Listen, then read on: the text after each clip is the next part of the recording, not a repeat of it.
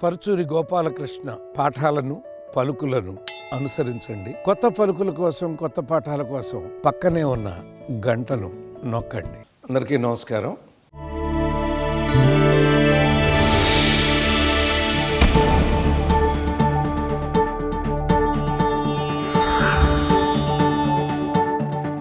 ఒక కథ సృష్టింపబడాలంటే దాంట్లో ముఖ్యమైన ఇంటికి స్తంభాలు ఎలాంటియో కథకి పాత్రలు అలాంటివి. సో ఈ పాత్రల క్రియేషన్లో కూడా మనకి మన థీసిస్ ప్రకారం 33 పాయింట్లు. ఇప్పుడు 11వ పాయింట్లోకి వెళ్ళిపోదామండి. మనం అంటే పాత్రను సృష్టించేప్పుడు తీసుకోవాల్సిన జాగ్రత్తల్లో 11వ పాయింట్ ఏంటంటే, పాత్ర నీతిమంతమైందా అవినీతిమంతమైందా. అంటే ఈ క్యారెక్టర్ నీతివంతమైంది అంటే 2 రకాలండి. నీతివంతమైందంటే హీరోనే కాదండి, హీరో తండ్రి కావచ్చు, హీరో తల్లి కావచ్చు, హీరో వదిన కావచ్చు, హీరో అన్న కావచ్చు. నువ్వు క్రియేట్ చేసిన పాత్రలో ఒక నీతివంతంగా ఎన్ని పాత్రలు క్రియేట్ చేసుకుంటావో చేసుకో. మంచి పాత్రలు ఎన్ని ఉంటే ఆ సినిమా అంత బాగుంటుందండి. చెడ్డ పాత్రలు ఎక్కువ ఉంటే ఇసుగు పుడతా ఉంటుందండి జనానికి.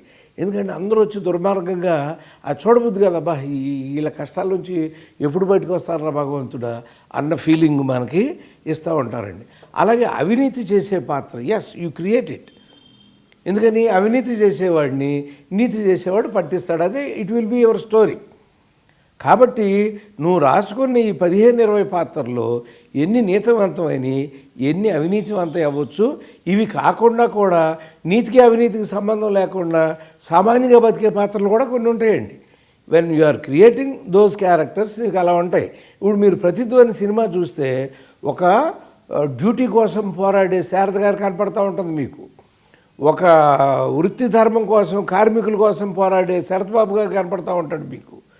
సడన్గా ఆవిడ తమ్ముడు ఒక హీరోలా కనపడతా ఉంటాడు. ఆ ఇంట్లో ఒక పిఎల్ నారాయణ, మా ఇంట్లో ఎవడో చచ్చిపోయారు, ప్లీజ్ హెల్ప్ మీ 10 రూపీస్ అని అడుక్కుంటూ ఉంటాడు రోడ్డు మీద. ఎంత భయంకరం. ఓసారి మనవరాలే చూస్తుందండి ఆ సీన్. మీరు అబ్జర్వ్ చేస్తే ఎంత డ్రామా వచ్చి ఉంటుందో చూడండి సినిమాలో. అంటే తాత అడుక్కోవటం మనవరాలు చూసి ఆ మనవరాలు ఎక్కడ చెప్పేస్తుందని దాని మీద నిందలేసేస్తూ ఉంటాడండి వచ్చి. చివరికి అనుభవిస్తాడు అతను. కాబట్టి ఆ పాత్ర నీతివంతమైందా అవినీతివంతమైందా. ఎందుకని హ్యాపీగా ఏదో పనిచేసి బతకచ్చు, లేదా కొడుకు కోడలు సంపాదించిన డబ్బులతో బతకొచ్చండి. కానీ ఏదో ఒక అవసరం కోసమని అలా అడుక్కోవటం అనేది చాలా తప్పు అవుతుందండి మీకు అలాంటి పాత్రలు. అలాగే మీరు జనతా గ్యారేజ్లో చూస్తే ఒక అద్భుతమైన కుటుంబంలో ఒక విశ్వవృక్షంలాగా మోహన్ లాల్ గారు కొడుకు పుడతాడు, అంతే కదా. ఆ సంపాదించింది 10 మందికి పంచే దాతృత్వంలో వాళ్ళు ఉంటే మనమే అనుభవించాలని ఎవడైతే నేతృత్వంలో ఉన్నాడో వాడితో సహకారానికి వెళ్ళిపోతాడు ఇతను. So it is a bad character, అవినీతివంతమైనటువంటి పాత్ర అండి అది మీకు. అలాంటి పాత్రలు. అలాగే మీరు అర్జున్ రెడ్డిలోకి వెళ్ళేసరికి ఫాదర్ని అవినీతిమంతుడు అనలేమండి, కష్టం. నా కూతురు నువ్వు భర్తవు కాదు పొమ్మన్నంత మాత్రాన అవినీతిమంతుడు అవడు అర్జున్ రెడ్డిలో ఆయన. అందుకని పాత్రలు మీరు బైఫర్కేట్ చేసుకునేప్పుడు అవినీతి వేరండి డైరెక్ట్. కానీ నా కూతుర్ని చేసుకోవడానికి వీల్లేదు అని. ఇప్పుడు అదే రావు గోపాలరావు గారు, నువ్వు వద్దమ్మా ఆడు పేదాడిని వద్దు అని మీ అబ్బాయికి చెప్పరా అన్నంతవరకు నీతిమంతుడేనండి. ఆడు ఒప్పుకోకపోతే ఎప్పుడైతే చంపేశాడో అప్పుడు అవినీతిమంతుడైపోయాడండి. ఎప్పుడైతే అతను చేను నరికిచ్చేశాడో అవినీతిమంతుడైపోయాడండి. ఎప్పుడైతే మునసబ్ చేత పెళ్లి చేయించి ఆ అమ్మాయిని సంగీత పాత్రని తార్చబోయాడో ఇంకా అవినీతివంతుడైపోయాడు. ఎప్పుడైతే సుమలత గారి పాత్రను చంపి ఇంకా అవినీతి అంటే పెరిగిపోతుంది, గ్రాఫ్ పెరిగిపోతుంది. కేవలం నా కూతురు చదువుకుంది, నా కూతురు డబ్బు కలదు, నువ్వెవరోరా చేసుకునేవాడు అంటే అది వేరండి. మనం చెప్పుకున్నాం ఒకసారి, పాత్రలో ప్రత్యర్థి పాత్రలు అవుతారు. కానీ డైరెక్ట్గా వాళ్ళని కనుక నువ్వు హింస పెడితే అవి విలన్ పాత్రలు అయిపోతాయి, అవినీతిమంతులైనటువంటి పాత్రలు అయిపోతాయి. పాత్రకు పిల్లలున్నారా లేదా, ఉంటే పిల్లలతో ఎలా ప్రవర్తిస్తుంది పాత్ర, లేకపోతే పిల్లల కోసం ఆరాటపడుతుందా, అనవసరం అనుకుంటుందా. ఇవి కూడా మీరు అబ్జర్వ్ చేస్తే చాలా సినిమాల్లో బిడ్డలు పుట్టని తల్లి ఆవేదనలు హీరోయిన్లు కొంతమందికి రాస్తారండి. అలాగే వదిన పిల్లలు పుట్టకపోతే మరిదిలోనే కొడుకుని చూసుకున్నటువంటి పాత్రలు కూడా చాలా ఇప్పుడు సినిమాల్లో తక్కువ ఉన్నాయి కానండి, పాత సినిమాల్లో చాలా దేవిక్ గారు, అంజలీదేవి గారు ఇలా విపరీతంగా వేశారండి ఇలాంటి వేషాలు. అద్భుతంగా పాత రోజుల్లో ఉండేవి, ఇప్పుడు తగ్గిపోయినాయి అలాంటి. పాత్ర వృత్తి ఏమిటి అంటే, నీకు 10-15 పాత్రలు ఉన్నప్పుడు ఒకళ్ళు డాక్టర్ అవ్వచ్చు, ఒకళ్ళు లాయర్ అవ్వచ్చు, ఒకళ్ళు ఇన్స్పెక్టర్ అవ్వచ్చు, ఒకళ్ళు టీచర్ అవ్వచ్చు, ఒకళ్ళు స్టూడెంట్ అవ్వచ్చు, ఒకరు ఇప్పుడు మీరు చూడండి నాగాలో హీరో తండ్రి జడ్జి పక్కన నిలబడే డఫేదార్ లాగా నిలబడి ఉంటాడు. మరి అది కూడా అవ్వచ్చు పాత్ర. అంటే నీకు ఒక లింక్ ఉంటుందన్నమాట. అలా చూస్తే ఒక ఎన్టీఆర్ తండ్రి ఏంటి డఫేదార్గా ఉంటామని కాదు, ఆ పాత్ర లక్షణం అది. అంటే కొడుక్కి శిక్ష పడతా అంటే ఎదురుగా సాక్షిభూతంగా తండ్రి నిలబడటం అనే ఒకటి హ్యూమన్ డ్రామా ఉంటుంది మీకు. అలాగే మీరు రారాజు సినిమా చూస్తే జగ్గయ్య గారు అక్కడ ఉంటారు, బోన్లోనేమో ఈయన ఉంటారండి, వాదించే ప్లేస్లోనేమో శారద గారు ఉంటారు, వీళ్ళు సుమన్ గారు, శివకృష్ణ గారు, ఈ పాత్రలన్నీ కూడా మీకు అక్కడ అద్భుతంగా అంటే కుటుంబం మొత్తం, కుటుంబం యొక్క పాత్రలు అన్నీ పెట్టి చివరిలో వడ్డే రమేష్ గారు అప్పుడు అడిగాడు, ఏమయ్యా ఏదో తగ్గుతుందయ్యా అని. మీరు ఇప్పుడు ఎప్పుడైనా రారాజు దొరికితే లాస్ట్ రీల్ చూడండి, అక్కడ సత్యనారాయణ గారిని ఫ్రీజ్ చేసి ఒక వాయిస్ ఓవర్ వేసాం. ఎందుకంటే కాపీ వచ్చేసింది, ఒక డబ్బింగ్లో మాత్రం చెప్పించుకుని రేపు కోర్టులో అద్భుతంగా ఉంటుంది.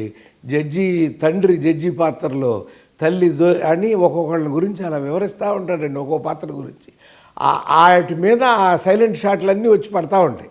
అంటే ఇప్పుడు ఆడియన్స్కి ఏమర్థమైపోయింది, ఈ పాత్రల మధ్య ఉన్నటువంటి అనుబంధాలన్నీ ఒక వాయిస్ ఓవర్లో వినపడి మీకు ఒక మెంటల్గా ప్రిపేర్ అయిపోయారు. అయ్యో టోటల్ కుటుంబం కోర్టులో ఇరుక్కుని ఉంది, ఇప్పుడు ఏం జరుగుతుంది అనేటువంటిది చూస్తున్నారు మీరు అక్కడ.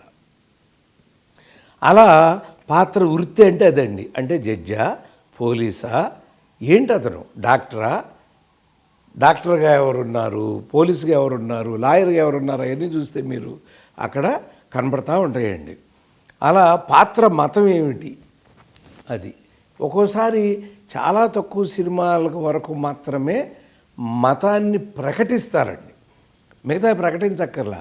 ఇప్పుడు శంకర అని ఆయన పాడుతున్నాడంటే ఆయన హిందూ మతం అని మనం చెప్పక్కర్లా, కానీ ఎక్కడ నేను హిందువుని అని ఆయన మాట్లాడలేదండి. పాత్ర అర్థమైపోతుంది, ఆయన మతం, ఆయన పాడే పాటలు, ఆయన చేసే ఆరాధన. అలాగే ఒకళ్ళు వచ్చి అల్లాహు అక్బర్ అని అలా కూర్చున్నాడు అనుకోండి, కూర్చుంటే ఆయన ముస్లిం పాత్ర అని మనకు అర్థమవుతూ ఉంటుంది. అలాగే ఎవరైనా యేసుక్రీస్తు ప్రార్థన చేస్తుంటే ఆయన క్రైస్తవులు అని మనకు అర్థమైపోతూ ఉంటుందండి. పాత్రకి మతం అర్థం అవటం వేరు, ఆ పాత్ర ఆ మతాన్ని అడ్డం పెట్టుకుని నెలవంక అనే సినిమా మీరు చూస్తే జంజాల్ గారిది హిందూ ముస్లిం కొట్లాటలతో భయంకరంగా ఉంటుందండి. అంటే అప్పుడు క్రియేట్ చేస్తాం. అంటే మత విశ్వాసాలు అన్నారు చూడండి, అవి మూఢ విశ్వాసాలు, మత విశ్వాసాలు ఇప్పుడు కూడా ఉండకూడదు. అవి మీరు క్రియేట్ చేస్తే మీ సబ్జెక్టే అది అయి ఉండాలి. అంతేగాని ఊరికి ఒక మంచి సినిమా రాసుకుంటా మీరు ఆ సినిమాలో సడన్గా నెట్టేసేయకూడదండి గబిక్కిని మీరు. ఆ తర్వాత సాటివారితో లేదా యజమానితో ఆ పాత్ర ప్రవర్తన ఎలా ఉంటుంది. సాటివారితో యజమానితో అని ఎందుకు అన్నానంటేనండి, పక్క మనుషులతో అందరూ బాగానే ఉంటారండి, యజమానితో చీట్ చేస్తున్నాడు ఆ యజమాని. కానీ మీరు పాత రోజుల్లో చూస్తే పెరుమాళ్ళు గారు వీళ్ళే అసలు అద్భుతంగా ఉంటాయండి ఆ పాత్రల క్రియేషన్. మాకు ఎందుకు నచ్చాయంటే, అర్జునుడు అని మాకు ఒక శ్రామికుడు అండి మా ఇంట్లో. మా నాన్నగారు అతనికి ఎన్నో బస్తాలు, 25 బస్తాలు ఎన్నో ఇచ్చేవారు అనుకుంటా. అప్పుడు అతను చేలో కుప్ప నూర్చాల్సి వస్తే మా నాన్న మీద అరిచేవాడండి వచ్చి. మేము పిల్లలు ఇలా చూస్తూ ఉండేవాడు బెత్తరపోయి, ఏంటి నువ్వు అసలు అక్కడ చేనంతా నాశనం అయిపోతుంది అక్కడ అని తను ఏడుస్తూ ఉండేవాడండి. చేను నాశనం అవుతుంది, మా నాన్న తన చేను నాశనం అవుతున్నట్టు మాట్లాడుతూ ఉండేవాడండి. మా నాన్న సర్లేరా రేపు పొద్దున వస్తా కదా నువ్వు అరవబాకు అంటూ ఉండేవాడు. కొన్నాళ్ళకి అర్థమైంది మాకు అతను అంత యజమాని ఎంత ప్రేమిస్తున్నాడంటే, యజమాని కంటే యజమాని భూమి పాడవకూడదని అంత ప్రేమిస్తున్నాడు. అందుకని యజమానితో పాత్ర ఎలా ఉంటుందంటే అలాంటి పాత్రలండి. ఒక పెరుమాళ్ళు గారు ఆ రోజుల్లో మీరు చూస్తే వాళ్ళు ఒక మాట అంటే కుటుంబం అంతా చెప్పినా కూడా కుటుంబ యజమాని వినేవాడు కాదు, అతని మాటే వినేవాడు. ఎందుకంటే అలాంటి పాత్రల సృష్టి అది కూడా ఇప్పుడు బాగా తగ్గిపోయిందండి. అసలు అలాంటి పాత్రల సృష్టి నాకు తెలిసి ఈ మధ్యకాలంలో కనపడలా. ఆ తర్వాత పాత్ర అభిరుచులు ఏమిటి, ఇష్టాలు ఉంటాయండి. అంటే ఈ పాత్ర సిగరెట్లు తాగుతుందా, ఈ పాత్ర మందు కొడుతుందా, ఈ పాత్ర కొంచెం పక్కదోవలు చూస్తూ ఉంటాడు, ఆ పక్కదోవలు అంటే దరిద్రం, అలా సైడ్ చూపులు చూస్తూ ఉంటుందా, ఇలా ఇవన్నీ కూడా నువ్వు పాత్రను క్రియేట్ చేసేప్పుడు ఆ పాత్ర కొన్ని లక్షణాలు రాసుకుంటావు నువ్వు. ఈ పాత్ర ఏంటి, ఈ పాత్ర నిజాయితీగానే బతుకుతుంది, చచ్చే వరకు ఇంత నిజాయితీగానే ఈ పాత్ర ఇలాగే ఉంటుంది. అది నీకు ఒకటి అభిరుచుల్లోనండి. కొంతమంది సిగరెట్లు తాగుతూ ఉంటారు. నేను ఒకప్పుడు సిగరెట్లు తాగేవాడిని.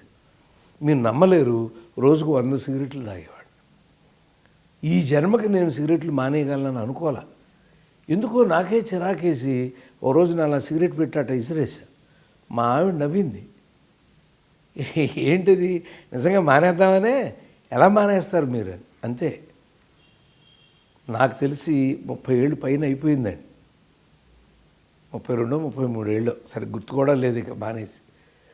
అంటే పాత్రకున్న అలవాటుని పాత్ర వదిలించుకుందా, వదిలించుకుంటే ఒక క్యారెక్టరు కాదు, వదిలించుకోకుండా అదే అలవాటుతో ఇప్పుడు మనం మా మందు తాగుతా, దేవదాసు పాత్ర మందు తాగి చనిపోతుంది.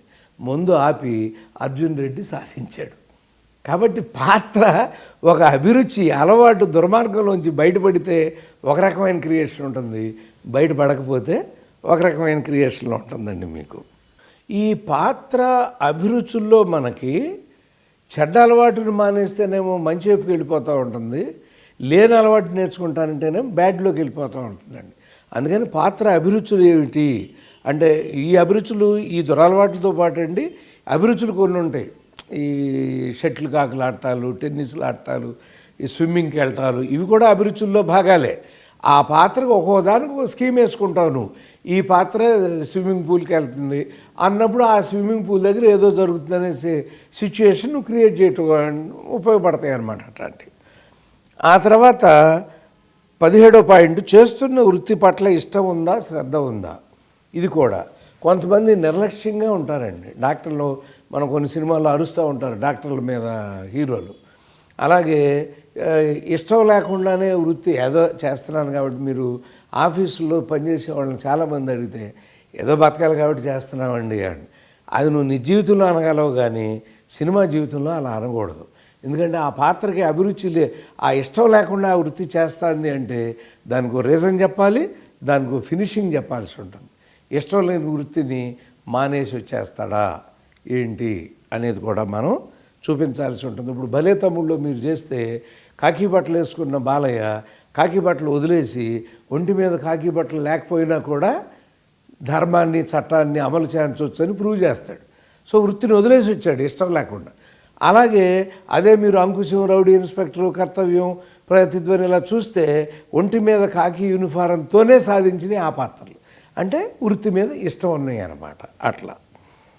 అలా పాత్ర వేదాంత దృక్పథంతో ఉంటుందా అంటే అన్ని పాత్రలు ఉండవండి. వేదాంతం అంటే ఏంటంటే అన్ని దేవుడి మీద భారం బారేసి, అంటే నువ్వు క్రియేట్ చేసే పాత్రలో కొంచెం ఓల్డ్ క్యారెక్టర్స్ ఉంటాయి, తండ్రో తల్లో అమ్మమ్మో నాయనమ్మో తాతయ్యో, ఇలా ఆ పాత్రలకు ఏం చేస్తామంటే కొన్ని వేదాంత దృక్పథాన్ని చేసినప్పుడు ఆ పాత్రకు అది ఉంది అన్నప్పుడు మీరు చూస్తే ప్రయత్నంలోనో దేంట్లోనో నిర్మలమ్మ గారు చక్కగా చదువుతూ ఉంటుంది అది గీత, అంటే ఒక వేదాంత దృక్పథం అని అనమాట.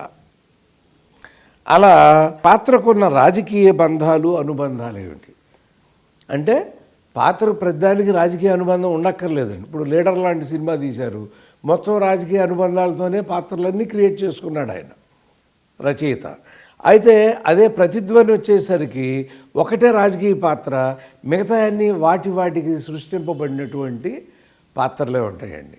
అలా మీ జనతా గ్యారేజ్లోకి వెళ్తే ఆ ముఖ్యమంత్రి పాత్ర ఉంటుంది కానీ ప్రధానమైనటువంటి ఇన్వాల్వ్మెంట్ ఈ కథలో ఉండదు. అక్కడ ఉంటే ఆ పాత్రకు రాజకీయ బ్యాక్ డ్రాప్ ఉందా ఉంటే అలా చూపిస్తూ ఉంటాం అన్నమాట మనం వాళ్ళ పాత్రలు. అలాగే మీరు శ్రీమంతుడి సినిమాలోకి వెళ్తే ఆ ముఖేష్ ఋషి పాత్రకి రాజకీయ ఇది బ్యాక్గ్రౌండ్ క్రియేట్ చేసుకున్నారు. ఎందుకంటే రాజకీయాన్ని అడ్డంగా పెట్టుకుని ఒక గ్రామాన్ని వాళ్ళు బలి చేయబోతున్నారు అనేటువంటి పాయింట్ కూడా మీకు చూపిస్తూ ఉంటారండి. అలా రాజకీయ బంధాలు అనుబంధాలు అంటే ఒక్కోసారి ఏంటంటే టోటల్ క్యారెక్టర్ని ఆ పార్టీ ఓరియంటెడ్గా తీసుకెళ్ళిపోతారండి. ఇప్పుడు సపోజ్ నేను ప్రజాస్వామ్యంలో పాత్ర వేసా, నా పాత్ర రాజకీయ అనుబంధంలాగా ఉండదండి. చూస్తే తెలియకుండా అది ఓ చిన్న నక్సలిజాన్ని ప్రేమించే పాత్రలాగా అనిపిస్తుంది మీకు. అతని మాటలు, ఆ పాత్ర బిహేవియరు, ఆ పాత్ర మాట్లాడే మాటలు అవన్నీ కూడా. కాబట్టి మీరు ఒక పాత్రను సృష్టిస్తున్నప్పుడు దీనికి ఏదన్నా రాజకీయ నేపథ్యం ఉంటే అంటే ఒక బీజేపీని ప్రేమించే పాత్ర అనుకోండి మతపరమైన డైలాగులు రాస్తాం. ఒక కమ్యూనిస్ట్ నిజాన్ని ప్రేమించే పాత్ర అనుకోండి శ్రామికులకు సంబంధించిన డైలాగులు రాస్తాం. ఒక కాంగ్రెస్ పార్టీని ప్రేమించేది అనుకోండి ఓ నెహ్రూ గారు, ఇందిరాగాంధీ, మహాత్మా గాంధీ అట్లాంటి డైలాగులు. ఓ తెలుగుదేశం ప్రేమించే పాత్ర అనుకోండి అన్నగారు, చంద్రబాబు గారు వాళ్ళ మీద, రాజశేఖర రెడ్డి గారు అట్లా వైఎస్ఆర్ అంటే. అలా ఆ పాత్రకు కనుక మీరు ఆ పరిధిని కనుక పెడితే వాళ్ళని ఎక్కడో చోట ఆ పాత్ర మాట్లాడాలి, లేకపోతే ఆ పాత్రకు ఉన్న రాజకీయ అనుబంధం బయటపడదండి. ఈ దేశంలో ఏ దేశమే ఏమున్నది గర్వకారణం అన్నాం అనుకో, అతను నిరాశావాదం చెప్పేస్తున్నాడు. అంటే చిన్న తెలియని కమ్యూనిజాన్ని బోధించేస్తున్నాడు ఆయన. ఇట్లా ఉంటాయన్నమాట పాత్రలు. సో ఇంతవరకు రెండో పాఠం కింద తీసుకుందామండి మనం. ఇక్కడ నుంచి మళ్ళీ వేరే ఇంట్రావర్ట్ ఎక్స్ట్రావర్ట్ క్యారెక్టర్స్ వస్తున్నాయి కాబట్టి ఇంతవరకు రెండో పాఠం కింద తీసుకుని మూడో పాఠానికి వచ్చేసరికి మనం 20వ పాయింట్ కాడి నుంచి మూడో పాఠానికి వెళదామండి. అంటే ఎక్స్ట్రావర్ట్ ఇంట్రావర్ట్ అంటారండి.